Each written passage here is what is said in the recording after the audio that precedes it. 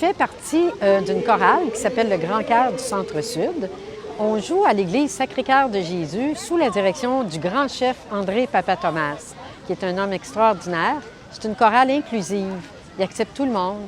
Et je vais vous dire qu'on arrive fatigué, puis on sort de là, on est dynamisé. Moi, je vous dirais un terme, c'est libérateur. Chanter dans un groupe, c'est tout simplement libérateur.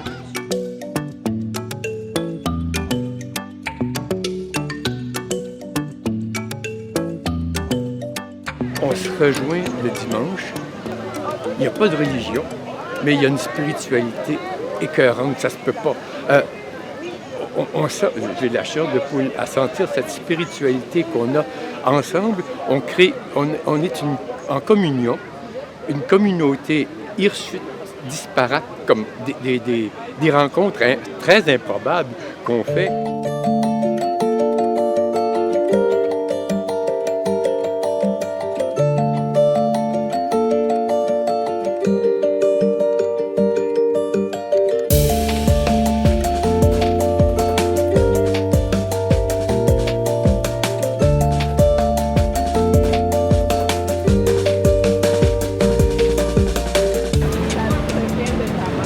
Je pensais jamais tricoter dans ma vie, moi, quand je serais vieille. Ça prenait bien ma petite fille pour m'amener au tricot.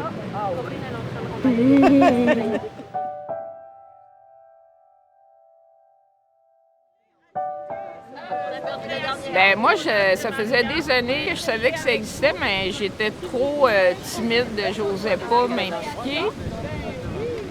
Puis je me suis vite sentie très à l'aise parmi ce groupe-là parce que c'est des gens de toute provenance, mais c'est vraiment des gens qui s'acceptent les uns les autres. J'ai rarement vu un groupe où l'altérité est pas un obstacle, mais vraiment à ce point, c'est rare.